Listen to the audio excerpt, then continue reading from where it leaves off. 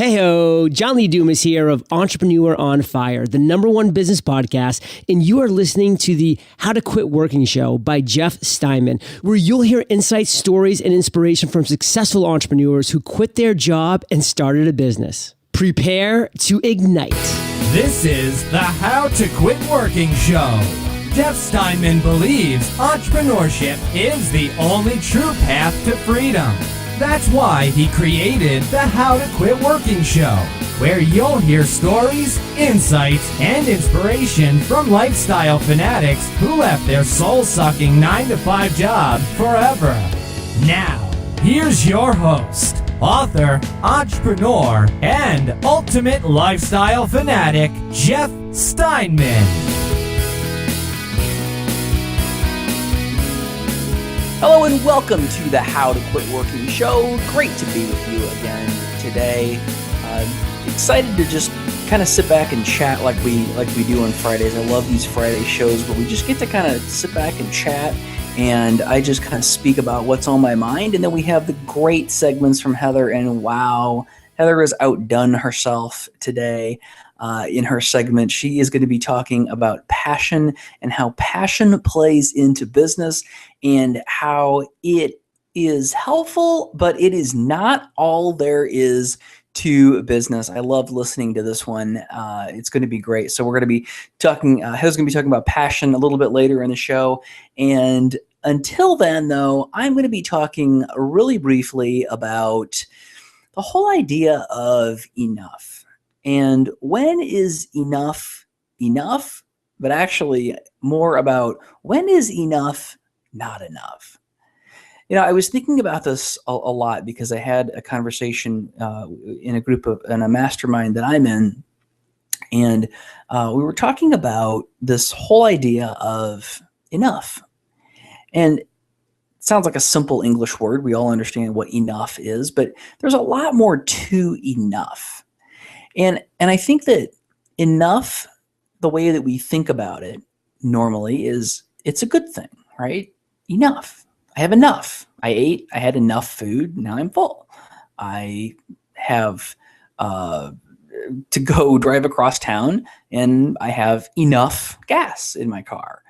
I perhaps have some work I have to get done, and I don't have an appointment for another 2 hours, and I only need an hour and a half, and I have enough time. All right, enough is a good thing, right?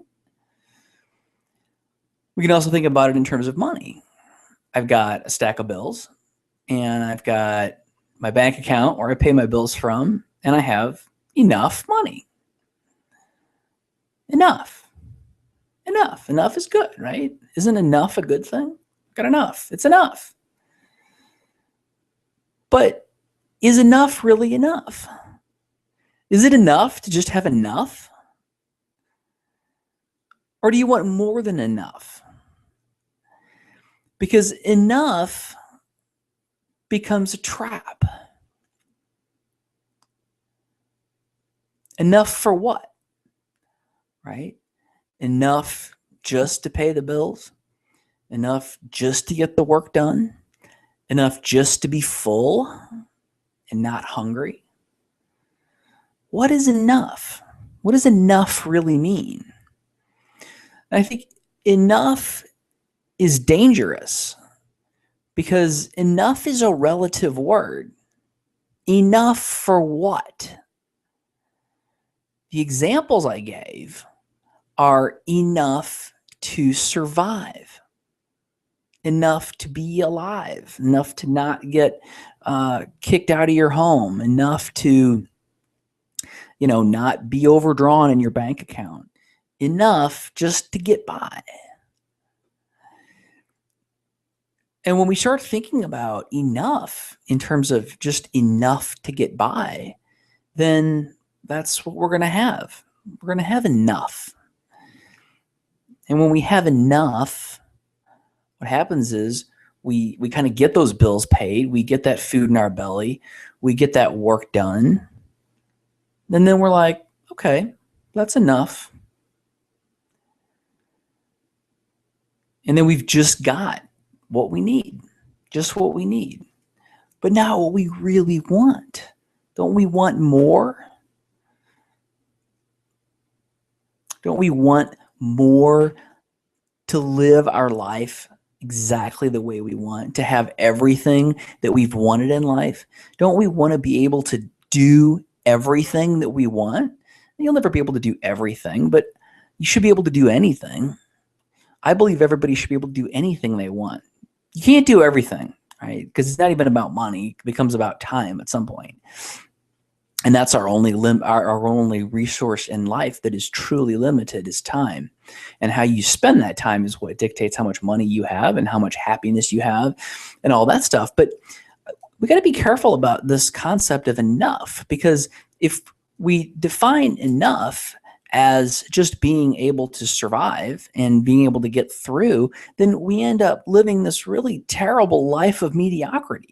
And since we are freedom fanatics and we are people, if you're listening to this show, you're somebody who wants a whole hell of a lot out of life, not just enough. You really want to live your life. You want to spend every second of your life living, every second of your life doing the things that are really, truly important to you, and the things that are really going to make you happy, and the things that are going to make you lay down at the end of your life, however that comes for you, and say, yep, I made the most of it. I lived a good life and I'm ready to go. And enough isn't going to be what gets you there. So you got to be really conscious about defining what is really what you want out of life and defining the things that you really want out of life, because surviving is really quite easy. Just surviving is quite easy. And you might be doing that now, right? You might be working that job that is allowing you to pay your bills, and it's allowing you to have food and have a roof over your head, and maybe and probably meet some basic needs, probably getting the kids through college one way or another. You can probably make it happen the way it is. But is it really what you want? Is it letting you do the things that you really want to do? Is it letting you spend a month of your life in Ireland every year if that's what you want to do? Is it letting you own a castle in Ireland? I bring that up from the interview that we had with Dan Pena. Is it letting you do the traveling that you want to do? Is it letting you help the people that you want to help?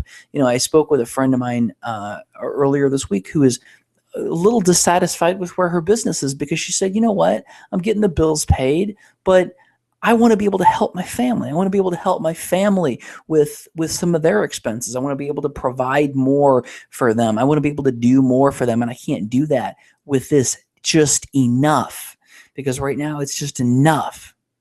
It's just enough to survive. I want enough to really thrive and to really have everything I want out of life, and be sure that everybody around me also has everything that they want out of life. And this whole idea of enough, this just enough to survive, isn't going to do it. So how do you do that? How do you get to that next level? How do you get to that next level of having the stuff that will really make you happy, and the stuff that will really make you at the end of your life say, yep, wow, that was a good one?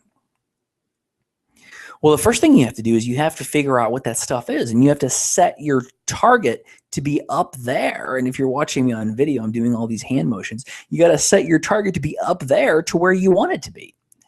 And you have to not be satisfied with just enough. You have to not be satisfied with just surviving and just getting by and just managing to make things work the way they are. You have to be discontent. You have to be discontent with where you are if you want to go somewhere else. And I think that's such an important concept to understand. We talk about being content in life. And I think that content is an interesting thing, right? Because you do, to some degree, always have to be content, or you will just be an extremely unhappy person. But there's another level of content that is content with what you're doing to go to the next level, right? There's a difference between being content with what you have and with where you are, but what real and that's kind of like bad contentment, right? I don't know if contentment is a word, but the content with, okay, it's fine if I never have more money than I have now. It's fine if I just continue to pay the bills, put food in my belly, and have shelter and food for my family. If that's a level of contentment, that's where you're going to stay. Real contentment is when you know where you are, you know where you want to be, and you feel really good about what you're doing to get yourself from here to there. Does that make sense? So when you are in a place, you know where you want to go, and you know what you have to do to get there, and you've done it, that is some awesome contentment. That is contentment with where you are, not having any regrets. So being content, not having regrets about being where you are, knowing where you want to go, knowing what you need to do to get there, and being able to say at the end of the day, when you lay your head on that pillow, yep, I did a darn good job today of moving towards where I want to go. And maybe that's as simple as making a few phone calls to potential clients. Maybe that's sending some emails to people who requesting feedback about a product or service that you might offer.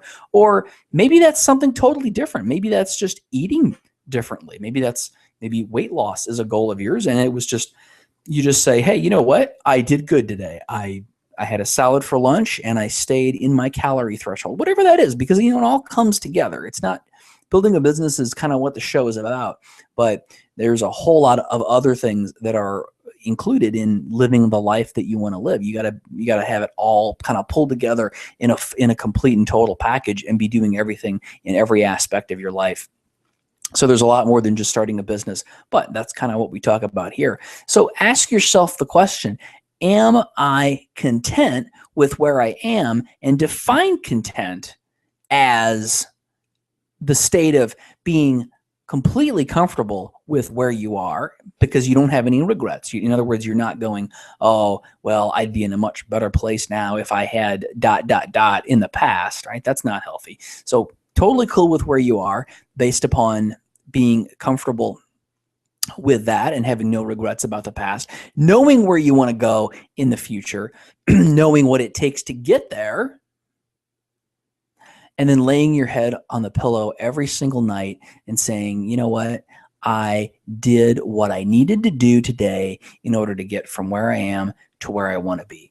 That's a great place to be. And here's the really, really tragic truth that I have to tell you, and it's actually not tragic if you look at it this way, but you'll never be where you want to be. It's a constant journey. It's a constant journey of moving towards that next level.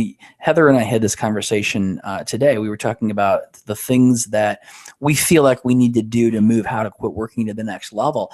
And we thought about it and we said, there's two different ways to look at this. One way to look at it is, well, look, it sucks that it's not where we want it to be. It sucks that it's just here and it's not there.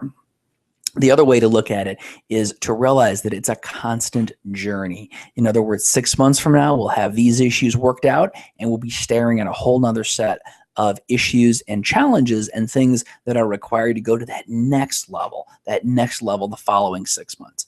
So know where you want to go. Know where you want to go. Know what you need to do to get there, and do that thing every single day. That is how you will get there. Now, speaking of Heather, she's going to talk about passion, and passion plays an important part in this whole idea of getting from where you want to be, or from where you are to where you want to be. And there are a lot of things that you have to understand about passion, and Heather's going to talk about that right now. Take it away, Heather. Hi, Freedom Fanatics. This is Heather Osgood. I hope that you're having a wonderful day today, and I hope that you've had a great week. Have you ever had those moments of clarity in your life where all of a sudden it's like the heavens kind of open up and you just know that you're on the right path, that you know that this is the place that you're supposed to be? Those moments of clarity have come for me most often when I have been in the process of building a business. When you're kind of going through the motions, you're trying to figure out what kind of business to create, you're trying to decide what a business name would be, what your logo would look like, what your color should be. And all of a sudden, everything seems right. And I love those moments of clarity. I love those times when you know you're making the right decision, when you know that this is the path that you should be on, when all of a sudden you know that that's the perfect name, you know that those are the right colors, you know that that's the right logo, and you just feel so excited. You feel so pumped up, and you feel like you're just on fire, and that, nothing is going to go wrong. You believe that this business is so strong that it's going to cure world hunger, that you're going to, make so much money that your grandchildren's grandchildren will be bathing in money, because it is such a great business idea. You just know it. You feel it every fiber of your being. You are so excited and so pumped up for this company. You can't wait another minute to just get out there and tell every single person you meet about this business. And really, you do tell everyone you meet. When you run into an old friend, you have to tell them all about the company that you're starting. When your mom calls, you tell her all about it. Every person you come into contact with, you are just pumped about this business, and you're going to tell them all about it. You're so passionate, and you're so excited to get started. You have a great first month. Maybe you don't have any customers, but businesses start slowly, and then you get to month 6 and you've had some customers, but perhaps it hasn't been as dynamic as you had hoped it would be. And then you get to the year point. And when you get to the year point, there's always a victory, because you're there, you're at a year in business, and you just feel like, hey, that is a huge accomplishment. But you haven't hit your financial projections. You really haven't made the sales that you had thought you had made. And the passion that you had at the beginning of the year is still there, but the fire, the desire is maybe waning a little bit. And you just keep plugging. You know that if you keep with this, that it's going to be successful. And then you kind of get to year 2. And when you get to year 2, you kind of get to that place where you're reevaluating. You're like, what am I doing? Why am I not getting the customers I thought I would get? Why are my sales not as high as I thought they would be? And really, you just get to that point where the passion is kind of gone. You feel kind of dried up. You feel like you've been working a ton. You feel like no one really quite appreciates you for everything you do, especially if you work by yourself. You feel like, who is it out there who's missing all of the grandeur of this business you have developed, and why are they not responding to it? And you just kind of get that deer in the headlights look. You're really not sure what to do next. And you just feel kind of discouraged. You don't feel that passion. You don't feel that excitement. You feel, a little bit let down. And I've had so many clients in the past where, they get to that place and they just, they really don't know what to do. They're not sure where to turn, because their passion really is gone. And I just want you to really examine where you're at today. If you're in a place where you feel like you have been working on this business, maybe you have a job and the job has, been kind of pulling you down, and you really want to quit your job, and you've started this business on the side. I've talked to so many people out there who have these businesses that they've started, that they're going, or I've even talked to people, I talked to a gentleman this week who had 2 businesses that he was running on the side while fully employed and trying to manage a family. And it just gets to a place where you get a little discouraged, where you feel like the business isn't going to get to the level that you need it to get to. And you're just really wondering what to do next. And I think what most people miss is they miss that they're 80% of the way there. They miss that they almost have everything that they need, and they're so close to the finish line. If you've got sales coming in, they're just not coming in at the speed that you want them to, then that means you have a product or service that people want to buy. That means that there's some viability to what you have going on. You just need to increase your sales numbers. I think a lot about my house. So we live in this quaint little beach cottage, really, which is just another word for saying a very small house near the beach. And I love my house now, but let me tell you, we've lived in this house for 10 years. And when we purchased the house, it was the cheapest fixer-upper in our town. It had holes in the walls. It had boards on the windows. It had 3 different styles of kitchen cabinets with 3 different types of countertops, all at varying heights, all in a row. It was quite lovely, let me tell you. We had a big pit for a backyard. It was just a big dirt pit, and the electrical was really sketchy at best. And we have just done so much to our house. It is a lovely little house. It is still a little house, but it is great now. And we have a beautiful living room with an ocean view. We have granite countertops. We have a lovely landscaped backyard. And I really do like the house, but I get focused on everything that it's not. I get focused on all the improvements that I still would really like to make, and I get discouraged. I feel like we're never going to get there. We're never going to get to a place where we can sell this house and buy the palatial mansion on 10 acres. I just feel like, it's not going to happen. We've been here for 10 years. When's my, kind of prize coming for working so hard and enduring so much? And it just really makes me think of business owners. It makes me think of how many business owners out there push so hard and they get so close to the finish line, and then they're just ready to give up. They're ready to throw the towel in, and it's all because their passion is gone. That desire, that excitement. When we bought this house, I had so many aspirations and dreams and goals for how beautiful it was going to be and how wonderful it was going to be, and it is great, but it's not what I had hoped that it would be. It doesn't fully meet all of my expectations. And that's just life. That's what happens with life. And that's what happens in business too. You have these expectations.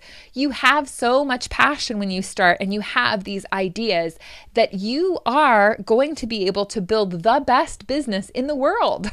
You really believe that everything is going to go your way, and that business really, it does take a lot of energy and a lot of focus, and it has so much potential, but that passion does wane. And a big part of the reason the passion wanes is because people don't see the return on their investment, whether it be a time investment, whether it be a financial investment, and people have to be paid what they're worth. I've experienced it so many times where I'll be speaking with a business owner and they won't be making the pay that they need to make. They're not making the income that they deserve to make.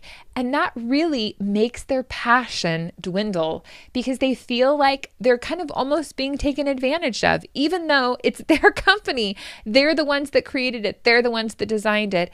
It is very, very draining. And in most cases, when the finances are there, the passion returns. So if you're one of those people out there and you're just feeling like you're down on your company, you maybe have gotten it started and it's not where it needs to be, I just want to inspire you to think about everything that you've done so far, all of the research you've done, all of the time you've spent, all of the money you've invested. It has the capability to be everything you need it to be.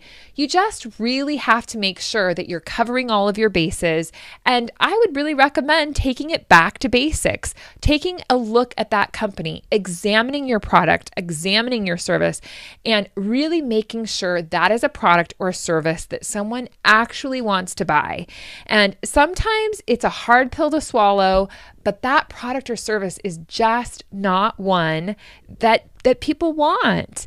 The other night, I was watching this episode of Shark Tank, and I kid you not, I was in tears by the end of it because these poor women had created this product that I could tell at the very instant that they walked out on stage was just a total loser of a product. It wasn't something that everyone in the world would want to buy, and it was overpriced. And at the end of the show, they ended up actually selling their company and to Mark Cuban, which was kind of interesting. But it was so hard to see them and see their pain. I could see the pain on their faces that they had worked so hard. They had invested so much in this business, and it just wasn't gaining traction. And it wasn't gaining traction because it just wasn't a product that enough people want to purchase. So examine your product, examine where you're at. Is it something people really want to buy? And if it is something people really want to buy, are you selling it at the right price point? Price point is a huge factor in business. If your product isn't priced correctly, people won't buy it. So get back to thinking about your original place of inspiration and really examine your products. It's possible too that maybe you have a service that you hadn't anticipated would really sell as well as it's selling. Maybe your original idea or your original concept needs to be put to bed and a new service or a new product needs to rise up because that is a product that there's a larger demand for. So really consider that. And then next, I want to urge you to think about where you're at with your sales. And if your sales are going okay, but they're not going great, you need to go back to the basics of really thinking about your sales and marketing. Are your sales and marketing what they need to be, and are they on track? Most people really hate sales. They love the idea of creating a business. They love the idea of coming up with the name and coming up with the logo. They love, figuring out their invoicing system and, mailing that out. They love the idea of renting an office or, just really all of the minutia of setting a company up. Many people love to do all of that, but when it comes to sales, they freeze. And most people, and I am shocked at how many business owners I talk to who really believe that if they create a product, people will come and buy it. And unfortunately, that's just not the way business works. If you create a dynamic, wonderful product that is priced appropriately, you still have to market that product. You still have to tell people that you are here and that you have that service or product and that it is available for purchase. And if you aren't communicating that message, it doesn't matter how wonderful your product is, people aren't going to buy it. And that marketing strategy could be vastly different depending on the type of business that you're in or the product or service that you're selling. But make sure you have a plan in place for marketing and that you're working that plan. The next step is really sales. How much energy are you as the owner of your business focusing on sales activities every day? Not every week, every day. Your number one job when you own a business is sales. If you don't have sales, you don't have a business. So I want you to really, really just put all of your energy into sales.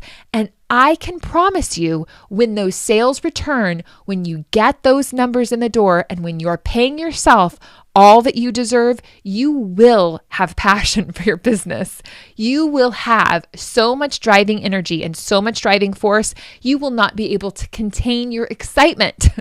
You have to get the money in the door. Money solves a multitude of issues when it comes to businesses, especially when that money comes from sales.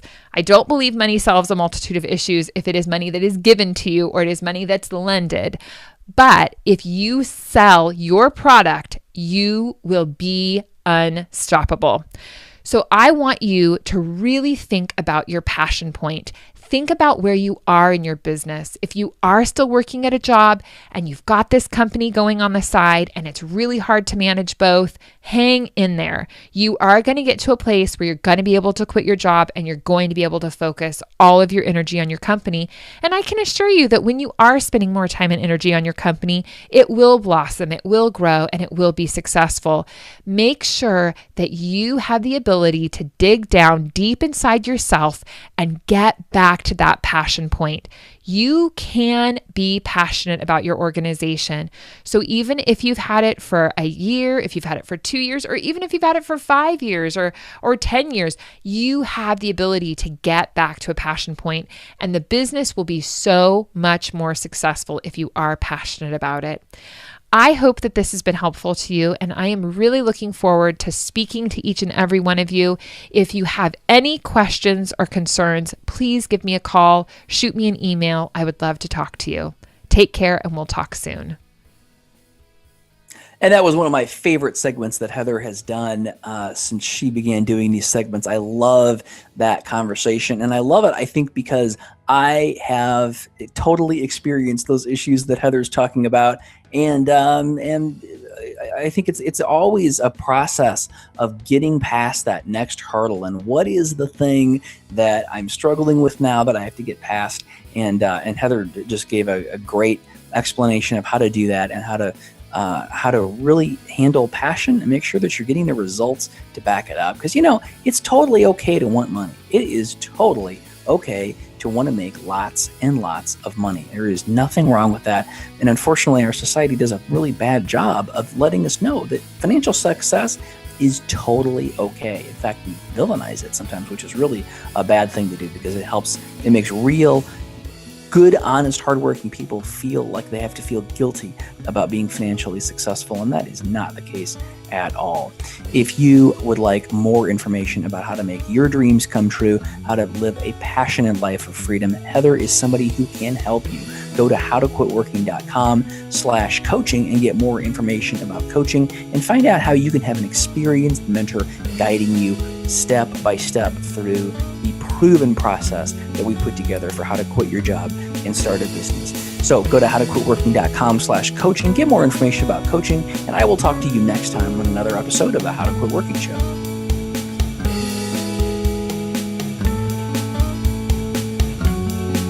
Thanks for joining us on the How to Quit Working Show. Tune in next time when we'll talk to another amazing person just like you who is now living the ultimate life of freedom and doing it on their terms. If you want to learn how to quit working and get these episodes delivered directly to you, visit howtoquitworkingshow.com.